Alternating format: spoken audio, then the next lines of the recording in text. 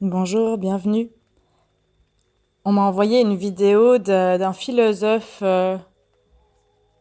d'un homme qui s'appelle Maxime Revers, qui a écrit un livre qu'il a nommé Se vouloir du bien et se faire du mal.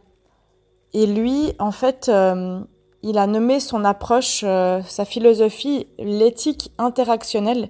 J'ai trouvé ça assez intéressant parce qu'il réfléchit sur le moment clé où la personne, elle va perdre le contrôle et où le ton il monte, où tout part en vrille dans la relation. Et puis il a philosophé la dispute à sa manière. Parce que souvent, j'ai envie de dire souvent, parce que j'ai pas envie de dire chaque personne, euh, on a tous et toutes eu envie à un moment donné de péter un plomb, parce que ça soulage, dit comme ça. Et qu'est-ce qui se passe avant qu'on en arrive là? Qu'est-ce qui se passe pour qu'on en arrive là? Ce moment où il y a cette perte de contrôle. Et en fait, j'écoutais cet homme parler et je trouvais ça très intéressant parce que il y a des nombreux parallèles avec la méthode Imago. Et puis moi, je souhaiterais vous parler tout simplement de manière générale, philosopher un peu de mon côté ce conflit entre son optique à lui et l'optique Imago qui se rejoignent. Parce que en fait, on n'est pas démunis face au conflit. Il y a ce qui se passe à l'intérieur de notre cerveau où il y a des choses qui sont décablées, débranchées pendant un moment. Et il y a quelque chose au niveau de la physiologie du corps qui se passe. Il y a des choses qui se passent au niveau de nos schémas de vie. Et souvent, ce qu'on dit nous, en imago, c'est que cette frustration, elle monte, elle monte, elle monte. Elle se déclenche quand votre partenaire va appuyer sur un bouton rouge. Un bouton rouge, c'est un activateur qui représente à peu près 5-10% de là au présent, mais c'est un activateur de 95% de votre passé. Vous voyez ce que je veux dire? Maxime Revers, il parle de la dispute comme un objet de pensée, comme un objet analytique. La pensée, c'est quelque chose qui n'est pas palpable, qu'on ne peut pas toucher, mais qui est là en nous. Et dans toutes nos interactions sociales, qu'on parle des collègues, des amis, de la famille. Et plus particulièrement, pour lui, ça se passe avec les gens qu'on aime. Et en fait, moi j'irais plus loin. Ça se passe avec les personnes avec qui on a un attachement, avec qui on a peur de perdre le lien ou avec qui on ne souhaite pas perdre le lien. Pourquoi une personne avec laquelle je ne ressens pas l'attachement, pas le lien, pas la connexion, réussirait à m'activer quelque chose de douloureux, de difficile à vivre? Ça veut dire que le conflit, il vient quand la personne a la possibilité de me toucher. Et c'est à travers cette possibilité de me toucher que ça m'active des choses, que ça réveille des choses en moi qui percutent une blessure, qui percutent de la frustration, des attentes, qui me percutent de plein fouet. Peut-être dans un sentiment de ne pas être considéré ou dans le réveil de quelque chose de vieux et d'ancien. Il y a un dicton qui dit si vous parliez à vos potes, à vos amis, comme vous parliez à votre partenaire, est-ce qu'ils seraient toujours vos amis? Et des fois, je trouve ça très vrai. En fait, si on se dispute avec ceux et celles qu'on aime, c'est parce qu'on a peur de perdre le lien avec eux, parce qu'on a peur de perdre la connexion. Dans l'approche Imago, on enseigne, on fait de la psychoéducation sur l'intelligence relationnelle, l'intelligence amoureuse, le lien, la connexion. Et en fait, on enseigne que quand il y a du conflit, c'est une réaction à la peur de perdre le lien, tout simplement. Ça, c'est ce qui est caché dessous. Si on part d'une logique que la dispute, elle débute pas au moment où ça éclate, au moment où le ton y monte, où il y a peut-être même des insultes qui fusent, où le corps il est crispé et que on utilise le tu qui tue, plus personne s'écoute et c'est oui mais toi aussi tu fais ça, papa et c'est une balle de ping-pong. Vous connaissez ça où vous avez déjà vu des personnes faire ça quand il y a cette perte de contrôle. En fait, ça révèle un état qui est latent de tension ou quelque chose qui n'est pas réglé, qui dort, qui est en sommeil permanent et tout à coup il y a un déclencheur et ça sort. Et en fait, c'est comme si cette douleur, elle est là, cette peur, elle est là, et tout d'un coup il y a quelque chose qui vient la titiller, on lui porte de l'attention, quelque chose dans le lien lui porte de l'attention, et là elle explose. Elle est là du moment, la dispute, du moment où il y a de la tension et de la souffrance. Et donc, dans les moments où c'est révélé, ça sort et c'est mis en lumière. Quand c'est mis en lumière, on peut en faire quelque chose. Ça s'appelle aller récupérer les pépites d'or grâce au conflit. Vous pouvez regarder, j'ai fait un podcast sur le sujet il n'y a pas longtemps, de comment on peut utiliser le conflit pour le transformer en pépites d'or dans nos vies. Et avant de continuer, je vous fais un tout bref résumé de ça. C'est qu'après le conflit, qu'est-ce qu'on fait de part et d'autre pour le réparer ? Pour pouvoir réparer un conflit, il faut être capable d'aller identifier chez soi qu'est-ce qui est venu me toucher, de l'expliquer à l'autre et de lui donner le mode d'emploi, ce que je souhaiterais différemment c'est. Ça, c'est un des éléments, d'aller identifier ce qui a été touché en soi, pour pouvoir faire différemment dans les schémas relationnels. Un deuxième élément, c'est les actes de réparation. Comment, après le conflit, je vais retourner vers l'autre et ne pas attendre que l'autre tourne vers moi. Ça, c'est important. Comment je vais être l'initiateur, l'initiatrice de ça, avec de la douceur, de la bienveillance, de l'amour, de la considération, du respect. Et en fait, l'autre élément clé qui est très important, c'est apprendre à s'engueuler en conscience. Ça veut dire que pendant qu'on pète les plombs, on apprend à gérer la réactivité et plutôt que de sortir la pire chose qui va blesser l'autre, la pire insulte, on apprend à, oui, ok, ça sort la colère, mais on peut dire pendant qu'on est en colère, je suis en colère. Et ça, c'est une grande différence. C'est de prendre la responsabilité du conflit, même pendant le conflit. Et si la perte de contrôle a été vraiment trop loin, on va réparer avec des actes qui sont symboliques. Ça veut dire qu'on va pas juste s'excuser et dire « Ah, pardon », sur un ton un peu nonchalant ou un ton qui rigole. Parce que là, je fais pas preuve de respect si je prends cette énergie-là. Par contre, si je vais m'excuser avec un cadeau, avec de la présence, avec de la vulnérabilité, ça change tout. Voilà. Alors, je continue sur cette petite philosophie du conflit. Quand le conflit grade, en fait, il y a une accélération du ton de voix. Souvent, il y a une accélération tout court. Il n'y a plus de présence.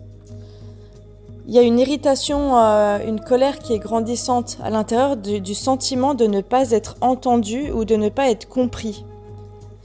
Et quand la personne, elle reçoit pas, elle comprend pas ce que je suis en train d'exprimer, ça m'énerve de plus en plus. Et souvent, ça vient d'un vieux schéma d'enfance. Du coup, j'accélère. Et puis en fait, l'autre personne, elle vit bien souvent exactement la même chose que moi en face.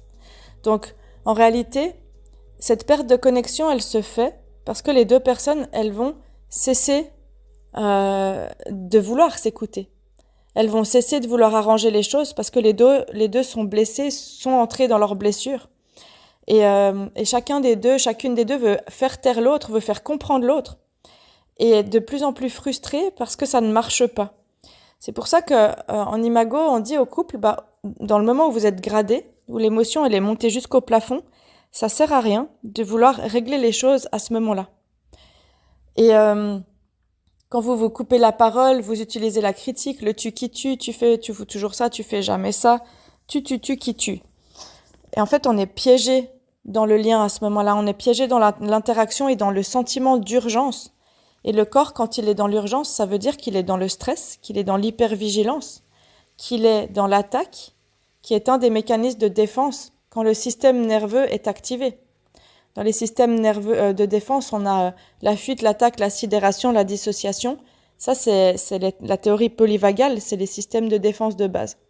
Quand on est activé, ça sert à rien de vouloir régler les choses à ce moment-là. Maintenant, dans cette physiologie-là, comment ça peut monter si vite, ça peut grader aussi vite et si fort à l'intérieur de soi. En fait, notre cerveau reptilien, qui est un petit lézard de 35 millions d'années, tout tranquille, parfois, il se transforme en Godzilla. Ok, ça, c'est ma formatrice Antoinette qui nous donne cette image en formation. En fait, imaginez vos 5 sens scannent l'environnement en permanence. Vos yeux, vos oreilles, la peau, ce que vous sentez, ce que vous goûtez. Par exemple, moi je peux vous dire, on me sert pas une salade de carottes crues râpées avec du jus de citron dedans. Directement, ça déclenche en moi un réflexe de dégoût. Et j'ai beau faire des efforts, j'adore les carottes.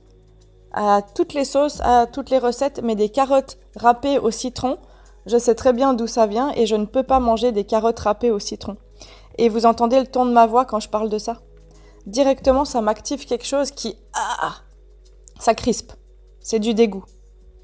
Il y a des choses comme ça, parfois, qui sont un déclencheur, qui sont une mémoire en nous, qui réagissent. C'est la biologie du conflit. Et du coup, des fois, on disjoncte. On disjoncte parce que ça vient, appuyer sur un bouton rouge à l'intérieur de nous. Et en fait, le nerf vague qui véhicule, qui est le plus grand nerf du corps, enfin je crois que c'est le nerf sciatique, mais bref, le nerf vagal, pardon, il passe des deux côtés du corps et il est très très long. Et il est responsable de nos mécanismes de fuite, de retrait et d'engagement social, notamment. Si ça vous intéresse, j'ai fait des vidéos sur la théorie polyvagale et sur les mécanismes de défense du corps. Vous pouvez aller les regarder tout simplement pour dire que ces nerfs en nous, ce système nerveux, cet ultra-câblage, il est responsable de notre survie. Il est responsable de s'alimenter, se nourrir, boire et se reproduire. Ça, c'est les 35 millions d'années d'évolution en nous. C'est la plus vieille couche de nos 3 cerveaux. Du coup, lui, il scanne l'environnement en permanence pour trouver est-ce que c'est dangereux ou est-ce que c'est sécure, est-ce que c'est safe. D'accord ? Lui, il cartographie le monde environnant et il dit est-ce que c'est dangereux, est-ce que je suis en sécurité ou pas. Du coup, lui, il travaille en étroite collaboration avec l'hippocampe qui est la mémoire et l'amygdale qui est les émotions. Et du coup, l'hippocampe, il a enregistré toutes les expériences de vie, positives et négatives. Et du coup, il a bien enregistré soigneusement, précieusement, ce que j'ai vécu qui était terrible à vivre pour moi et qui était désagréable, comme l'histoire de mes carottes. Donc si je peux réagir aussi fort dans mon corps en me souvenant de l'image des carottes au citron, imaginez pour les choses plus graves ou plus violentes que vous avez subies.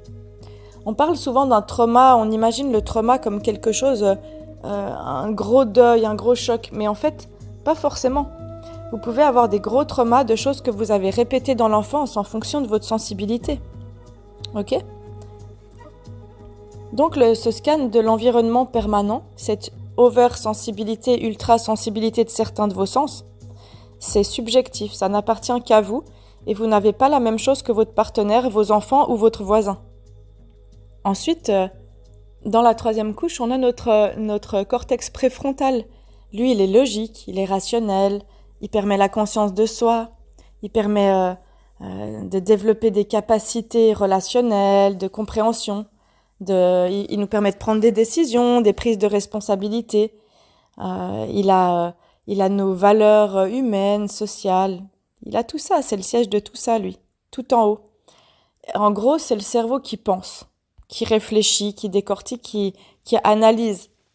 Donc, si jamais j'ai un réflexe qui se déclenche, lui, il va quand même réfléchir le truc. Et il travaille en étroite collaboration.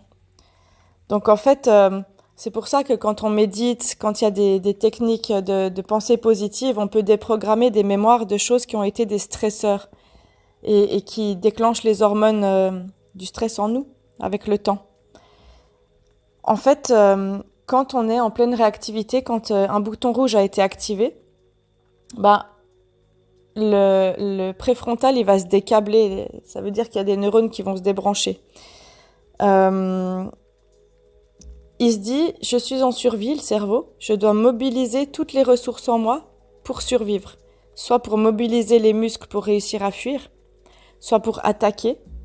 Et du coup, à ce moment-là, toute l'énergie, elle est mise ici et elle est plus mise dans ce cerveau tout simplement. Je peux vous expliquer de manière un peu plus affûtée ces mécanismes, mais je crois que c'est pas utile ici. En gros, c'est comme si le fusible il sautait. À ce moment-là, je disjoncte et je suis plus là, j'arrive plus. D'ailleurs, vous pouvez voir les yeux d'une personne qui est hyper énervée. Souvent, elle est plus là, elle regarde dans tous les sens. Vous pouvez voir la rage vraiment dans les yeux, dans le visage qui est crispé.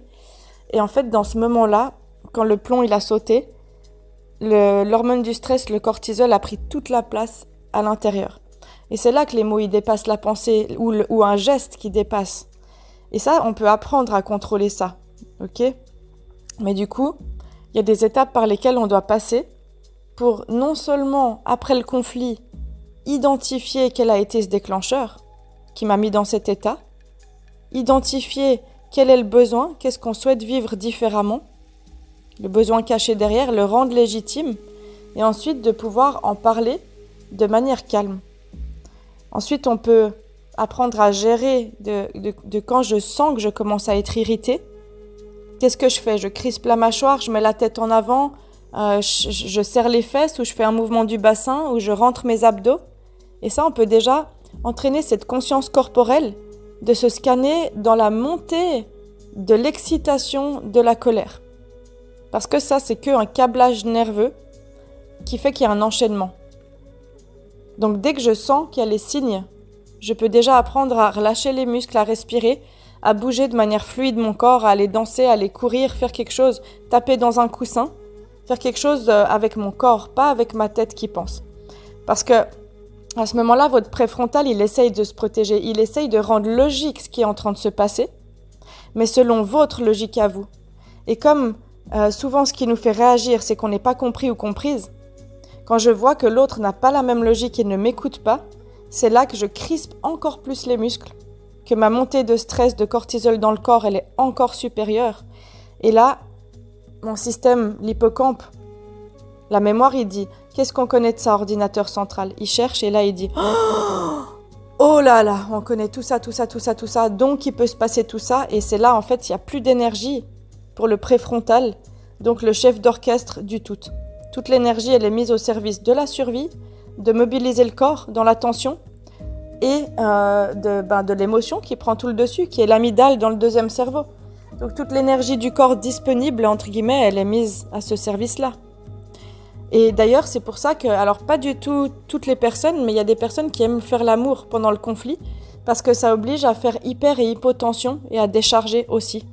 Donc c'est une astuce parmi d'autres, mais il y a des personnes justement, comme elles sont activées comme ça, la libido, c'est ce qui est coupé en premier quand on est stressé, donc ça marche pas pour tout le monde. Dans cette cascade de réactionnel en fait.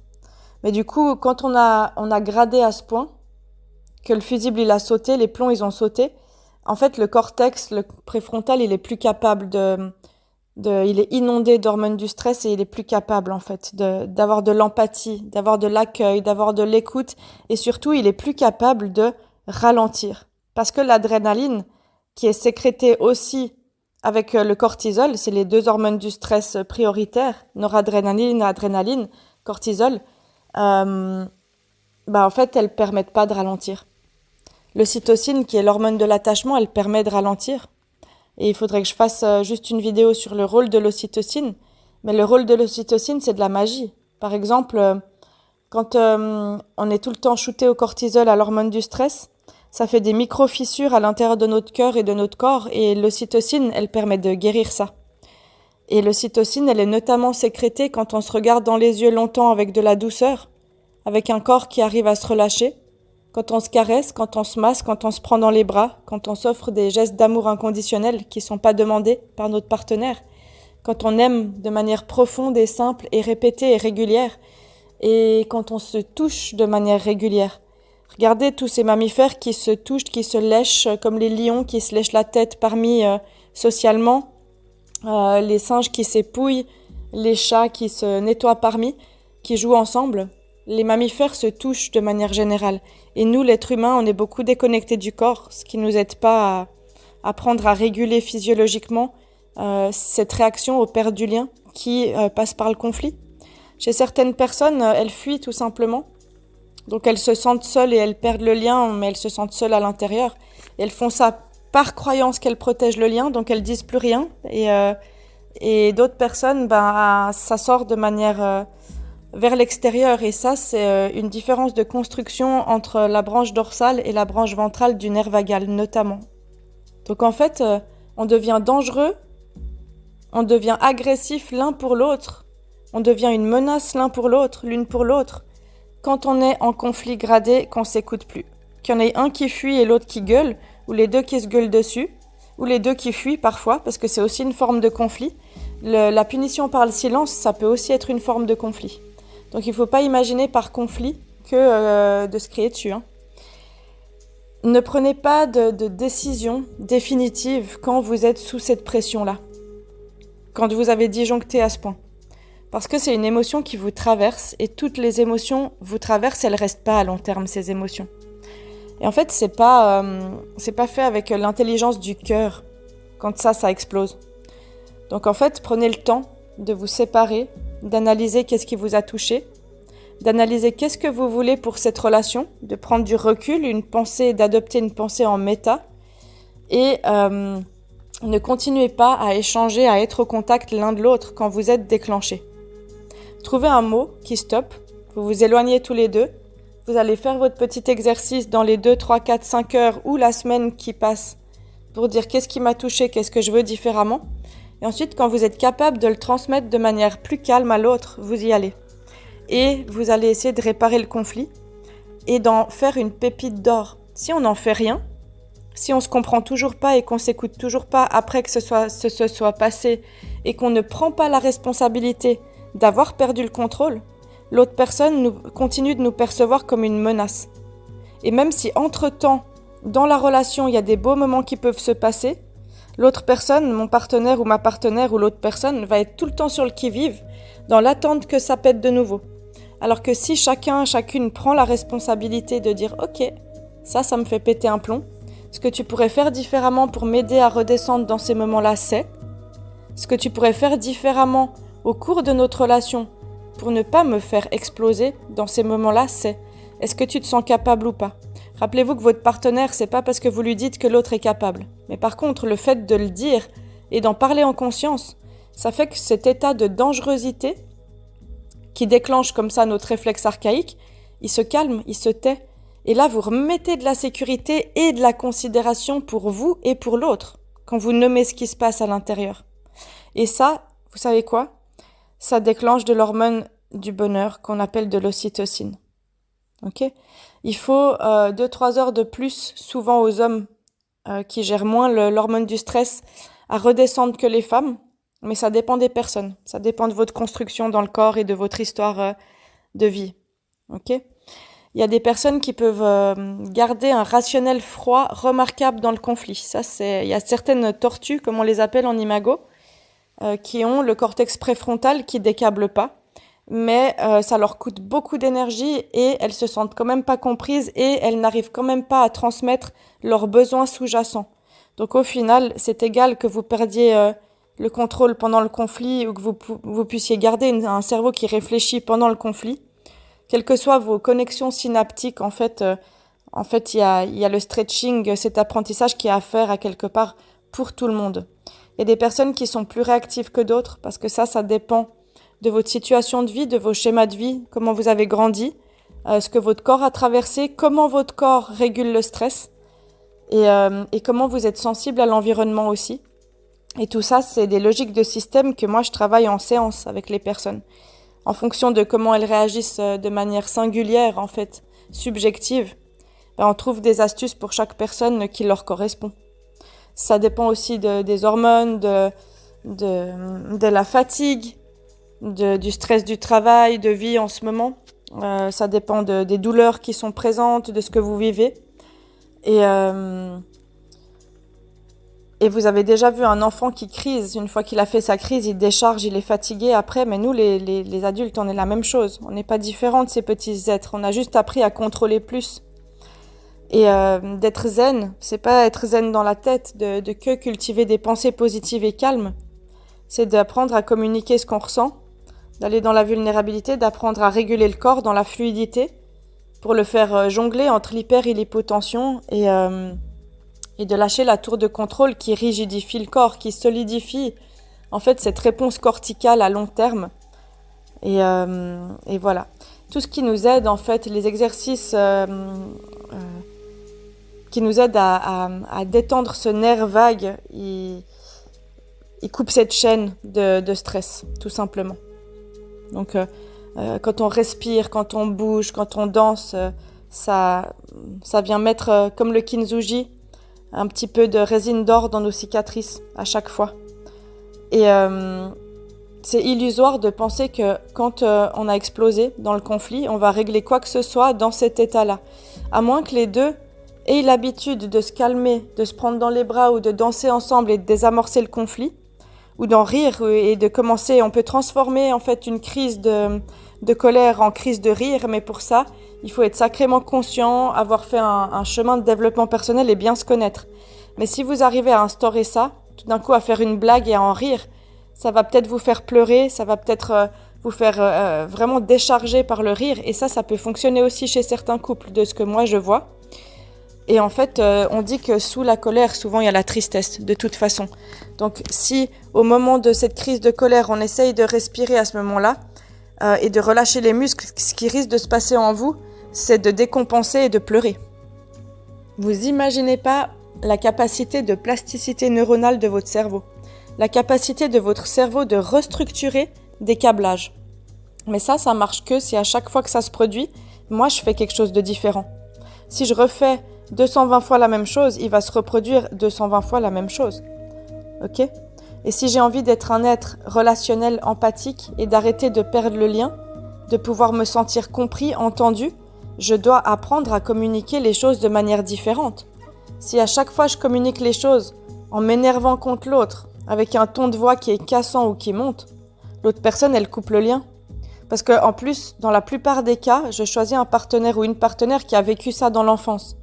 Donc si moi, j'arrive pas à me contrôler et que je lui fais ça à chaque fois, l'autre personne, elle va fuir ou elle va me gueuler dessus en retour. Donc je peux être celui ou celle qui apprend à réguler ça en moi, ça remet de la sécurité dans la relation, l'autre se calme et là, je peux me sentir plus entendue. Donc vous voyez, c'est un double bénéfice quand on apprend à faire ça. Ça fait partie des pépites d'or du conflit qu'on va aller récupérer. Il y a un truc qui est intéressant que ce philosophe dit, c'est que dans cette biologie du conflit, quand on a perdu le contrôle, en fait, c'est comme si on considérait que c'était, entre guillemets, la faute de l'autre de réagir comme ça, que c'était à l'autre de réussir à se calmer et à écouter. Mais en fait, on est tous les deux en projection à ce moment-là. Et du coup, quand on commence à sortir le tu qui tue, tu fais toujours ça, tu dis toujours ça, tu fais jamais ça, c'est que je considère que la personne, elle fait ça de son plein gré, qu'elle agit de sa pleine responsabilité. Et du coup, elle se met dans une posture où elle me veut du mal, où elle prend cette responsabilité de me vouloir du mal. Mais en fait, non. Parce que ce qui réagit, c'est que inconsciemment, on réagit comme ça par peur de perdre la relation. On veut pas du mal à l'autre. C'est qu'on se sent tellement blessé que cette personne qu'on aime, à qui on est attaché, qui a de la valeur à nos yeux et dans notre cœur, ne nous comprenne pas, ne nous entende pas, que du coup on réagit. Et en fait, si je considère cet acte qui a été fait délibéré en fait de la part de l'autre, je me sens encore plus attaquée, encore plus triste, encore plus en colère. Et du coup, je considère que l'autre est responsable de ce qui est en train de se passer entre nous. Mais en fait, on a tous les deux, toutes les deux, une responsabilité de ce qui est en train de se passer. Parce que tous les deux, toutes les deux, on n'arrive pas à se transmettre à d'autres moments dans la relation, dans cet état de tension latent, à d'autres moments. On n'est pas capable de se transmettre nos besoins, ce qu'on veut, de parler vulnérable, de dire ce qu'on ressent réellement et de se laisser toucher par l'émotion. Et du coup, ça monte, le vase il se remplit au goutte à goutte et ça explose. Et ensuite, quand ça explose, on y revient. Parce que si on n'est pas capable entre deux d'aller chercher les pépites d'or, on reproduit. Et après, on commence à être frustré et de plus en plus irrité et de plus en plus fâché contre l'autre qui ne nous donne pas en fait ce miel à notre cœur. Et ça marche pas. Et après, il y a les fuites de la relation qui apparaissent et on n'a plus envie d'être au contact l'un de l'autre parce qu'on se sent plus en sécurité en présence de l'autre. Et que moi, je vois des couples qui arrivent après des mois ou des années de conflit qui qui au fond de leur cœur rêveraient quelque chose de mieux. Mais ils ont été tellement activés, ils ont tellement pas pu se parler différemment, ni l'un ni l'autre, qu'au fil des ans, ça s'est dégradé, et ça crée des maladies, des dépressions. Parce que le lien, la connexion, elle se sent plus. Parce que vous savez quoi, l'amour et le plaisir, il peut se sentir que quand on est dans un état latent entre l'hyper et l'hypotension. Quand on peut jongler entre les deux, ça s'appelle l'eutonie. Donc évidemment, quand on est tout le temps en tension, quand on est au contact de l'autre, on ne peut pas sentir l'amour. À travers la dispute, si on prend que le scan non-verbal et le ton de voix, en fait, on essaye tellement de se faire entendre, symboliquement.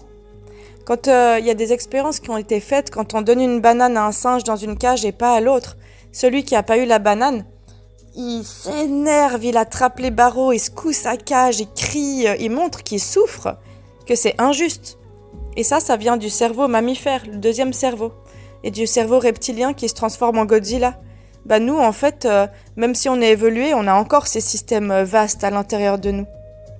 Et du coup, nous, on a un préfrontal qui peut devenir acteur de la situation, qui peut créer une situation différente et câbler les choses différemment.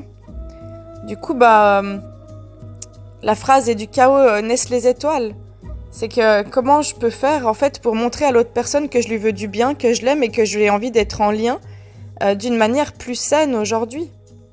Il y a encore une autre hormone qui intervient dans cette biologie du conflit qui est la dopamine. La dopamine, c'est une hormone de récompense qui vous dit, quand vous gagnez au casino, elle dit « Yes, bling, bling, bling, t'as gagné, incroyable !» Quand j'ai appris à être aimée avec des parents qui se criaient dessus ou un parent qui me criait dessus, quand mon partenaire ou ma partenaire me crie dessus, mon cerveau il sécrète du bling bling bling. Vous voyez le problème? Ça se décable aussi, une fois qu'on l'a identifié. C'est pareil, si j'ai quelqu'un qui fuit le lien, si j'ai été aimée comme ça, pareil, bling bling bling. Si mon partenaire, ma partenaire est hyper anxieux, tout le temps, j'ai peur d'eux, ça m'énerve, mais souvent j'ai un parent qui était pareil derrière. Ok, pour l'anecdote au passage. Il y a souvent une responsabilité collective, une responsabilité du lien à travers un conflit ou une dispute.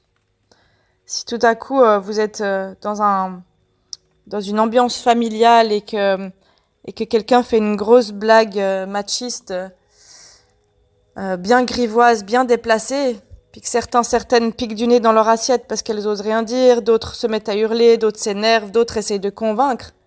Mais c'est parce que chaque personne a une histoire qui est liée à cette blague.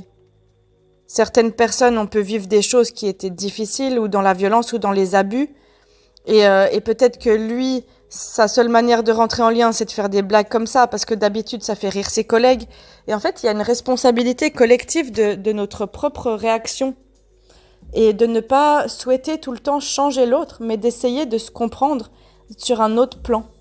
On ne peut pas s'entendre, on ne peut pas se comprendre quand on est activé et qu'on est en train d'être dans la réactivité et de se crier dessus. Quand on est dans la réaction et pas dans l'action, on ne peut pas s'entendre et se comprendre. C'est pour ça que la méthode Imago, elle marche aussi bien, parce qu'il faut d'abord un moment de pratique pour que ça lâche. Et une fois qu'on arrive à rester l'un en face de l'autre tranquille dans nos corps et à laisser de la place pour tous les deux, c'est-à-dire mon ou ma partenaire me fait traverser le pont et m'invite dans son monde, je fais le miroir de ce qu'il ou elle ressent, vit, je suis pleinement avec.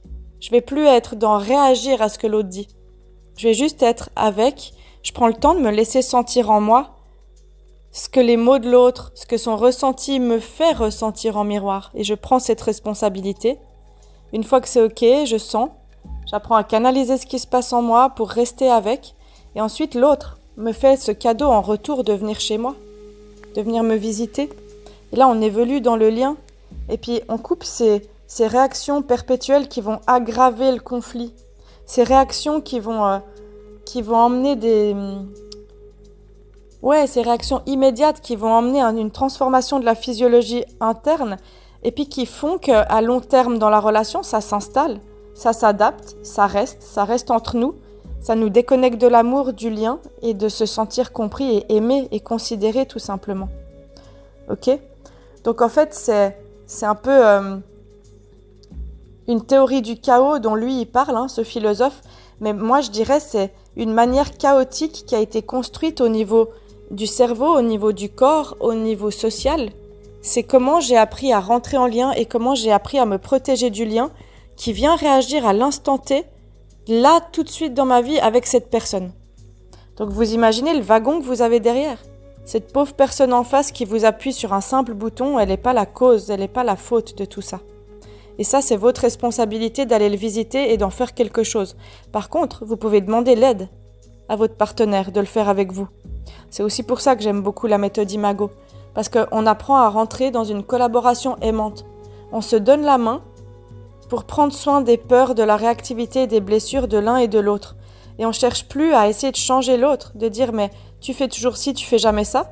On cherche à s'aider, à faire varier en fait ces câblages, à faire de la plasticité neuronale et physique pour pouvoir calmer ces disputes et sentir de nouveau l'amour. Et du coup, ça nous rend une entière liberté de nous-mêmes, un sentiment d'existence à travers la relation.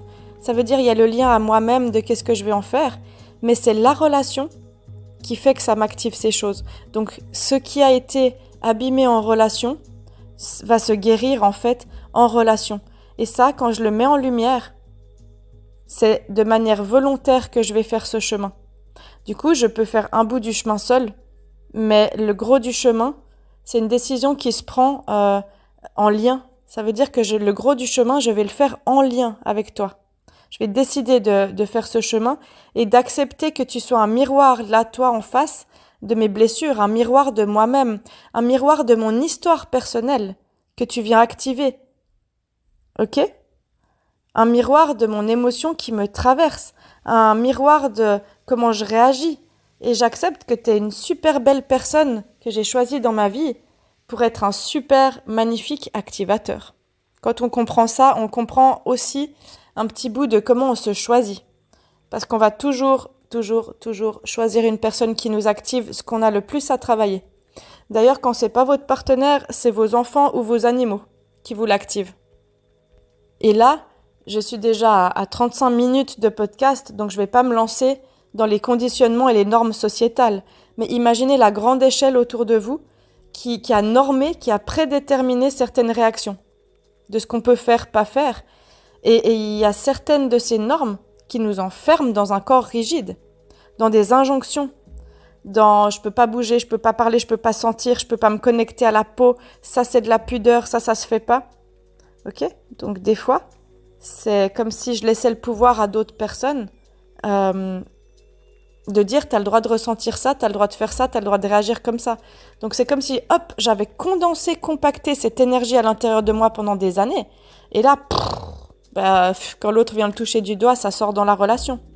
Ça sort avec la personne avec laquelle je voudrais être vue, auprès de laquelle je voudrais être vue, enfin, dans ma vie, pour qui je suis réellement. Je voudrais être enfin vue par toi pour ce que je ressens réellement, mais surtout, je voudrais enfin être accueillie pour tout ce que j'ai dedans. Je voudrais tellement être compris et bercé d'amour. Pas recevoir encore des injonctions de « ne ressens pas ça, fais différemment, réagis différemment ». Ok ? Et du coup, il parle aussi du stoïcisme que j'adore, hein, et notamment de la philosophie de Spinoza, lui. Mais en fait, nous, en Imago, on dit que toute énergie, elle est mise dans une direction et elle va se transformer en cette chose. Ça veut dire que si je mets de l'énergie dans la peur, c'est la peur qui va se manifester. C'est le truc dont j'avais peur qui va arriver dans ma vie. Alors que si je mets de l'énergie au service de quelque chose qui est cultivé dans la gratitude, de waouh, ça va être incroyable, probablement que c'est ça qui va arriver. Ok ? Du coup, Spinoza, il dit que l'émotionnel, le système émotionnel, c'est une énergie qui est un peu incontrôlée comme ça, qui peut aller dans un sens ou dans un autre sens. Et puis, qu'elle nous traverse. Mais que si, quand elle me traverse, je pige rien, ça s'appelle de la passion. Je la laisse faire, je suis un peu trimballée par les éléments comme ça et je gère plus rien, je suis dans la réaction.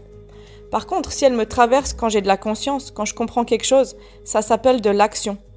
Et du coup, Spinoza, lui, il essaye de transformer les moments où je me laisse emporter, où je perds le contrôle, comme pendant qu'on se gueule dessus, par exemple, ou les moments où justement je peux être dans un état de vigilance et de pas d'hypervigilance, et du coup dans l'action, en utilisant comme une boussole comment je vais naviguer en fait entre ces émotions, comment je vais mettre de la conscience, comment je vais en sortir, comment je vais m'expliquer moi-même de ce qui se passe en moi. Ok ? Et du coup, lui, il a une conception particulière de la souffrance. C'est que si je comprends ce qui me fait souffrir, bah, je peux en faire un projet.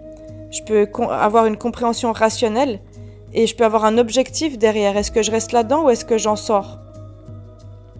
En fait, les études en psycho, en écoéthologie montrent que notre scan de l'environnement, il est tellement sensible que, par exemple, si je rentre dans un amphithéâtre de 400 personnes, en une fraction de seconde, quand j'ai scanné les gens, mon cerveau, il dit « toi oui, toi non », pour des partenaires amoureux, par exemple, ou sexuels. Et il y a plein d'études qui ont montré, par exemple, que les hommes, dès qu'ils voient les yeux de la femme déçue, ils sécrètent de l'hormone du stress immédiatement. Et la vasopressine qui va faire se resserrer vos vaisseaux à l'intérieur. Donc en fait, on est en permanence en train d'analyser, de scanner l'environnement qui est autour de nous. Et du coup, chaque échange avec chaque être humain va être déterminé par ce que je suis profondément et par mon histoire et par les informations, même minimes, que je viens d'échanger dans le lien, dans la relation. Et du coup, une dispute, à partir de là, elle peut être déclenchée juste parce que j'ai vu les yeux de l'autre déçus et que ça m'a réveillé un vieux truc. Juste parce que l'autre n'a pas voulu me donner un geste tendre et que ça m'active un vieux truc de rejet. D'accord ? Donc, finalement, quand je me mets à ne plus mettre la faute sur l'autre, de ne pas me donner ci ou ça, mais de chercher à comprendre ce qui se passe en lui ou en elle, d'être curieux, d'entretenir cette curiosité, je peux dire « Ok, l'autre fait pas ça contre moi ». Et ensuite, j'entretiens qu'est-ce qui s'est passé pour moi, et dans mon corps, et dans mes muscles, et dans ma pensée, et dans l'histoire que je me suis racontée à ce moment-là. Ah ouais, en fait, j'étais en train de mettre toute la faute sur l'autre, de maugréer, de lui envoyer toutes ces mauvaises vibes. Mais en fait, j'ai besoin de quoi dessous ? Ça vient faire réagir quoi de mon histoire ? Et là, aujourd'hui, à l'instant T, au présent dans ma vie, je veux vivre quoi ? C'est quoi qui m'a éloigné de sentir l'amour ? Et c'est quoi qui a éloigné mon ou ma partenaire de sentir l'amour ? Et c'est quoi, waouh, qui nous a éloignés de notre objectif commun ?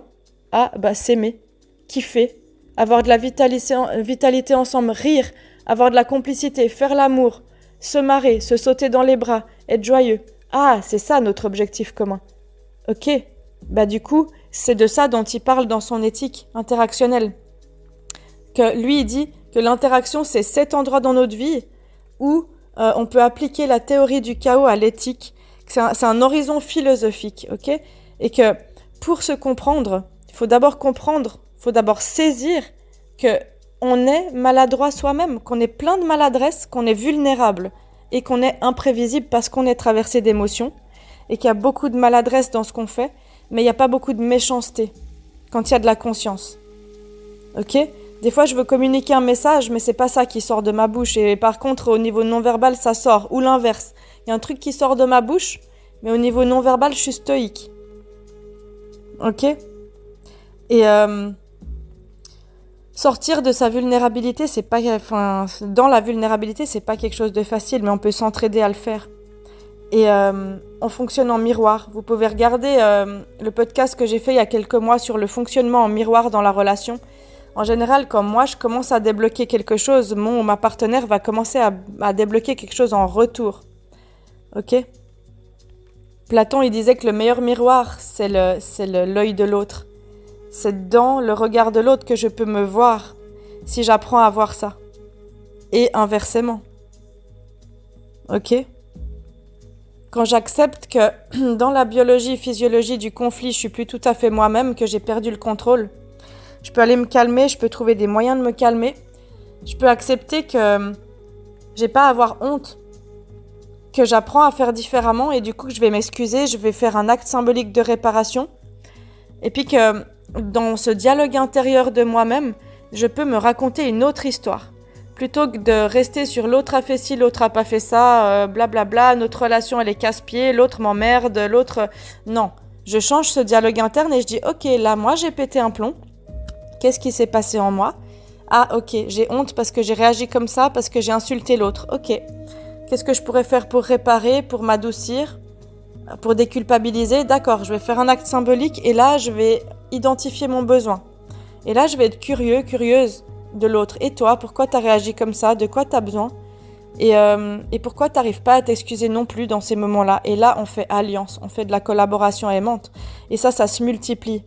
Ça fonctionne en miroir. Quand je suis celui ou celle qui lâche en premier, l'autre personne, elle va suivre. Ça lui montre l'exemple. Ok ? Je peux pas être exigeant que l'autre vienne s'excuser et soit cohérent tout lisse dans l'émotion et tout gentil si moi j'y arrive pas. Par contre, si moi je montre que j'ai envie de faire ce chemin et ce travail personnel, on devient deux et on devient du coup un lien. On devient en relation. Et souvent, c'est la perte du lien à nous-mêmes qui nous a menés à ne plus gérer cette réactivité. Et du coup, on a besoin de l'autre pour apprendre à ressentir l'amour de nouveau, mais comme le contact de l'autre, il est difficile dans ces moments-là, c'est une boucle sans fin. Et c'est ça qui fait nos constructions d'ego fragiles parfois. Mais c'est ça qui fait que l'amour, il est beau et le lien, il est beau.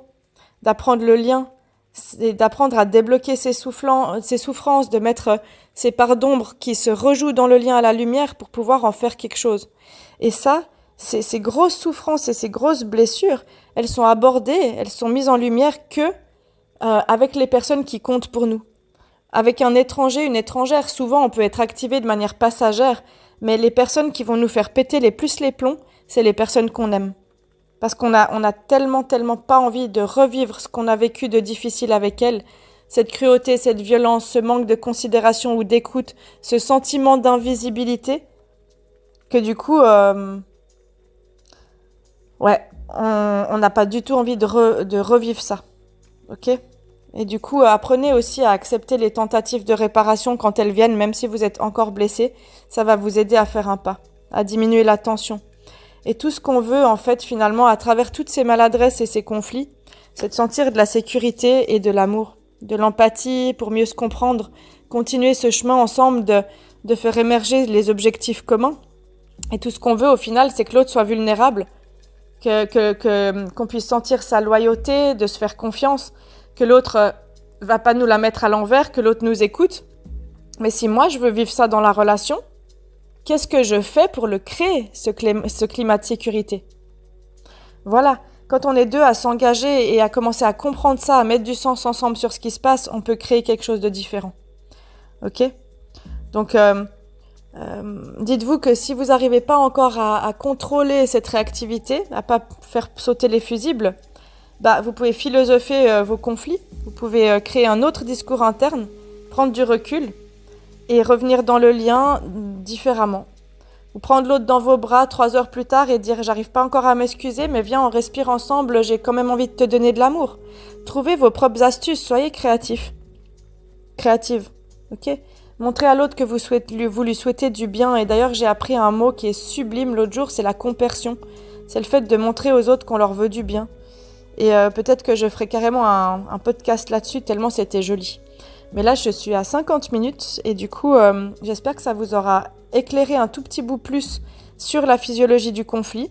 Si vous voulez une vidéo un peu moins longue sur comment réparer, vous pouvez aller voir l'autre vidéo sur le conflit que j'ai fait récemment et n'hésitez pas à partager. Moi, je vous dis merci pour toute cette écoute et à tout bientôt.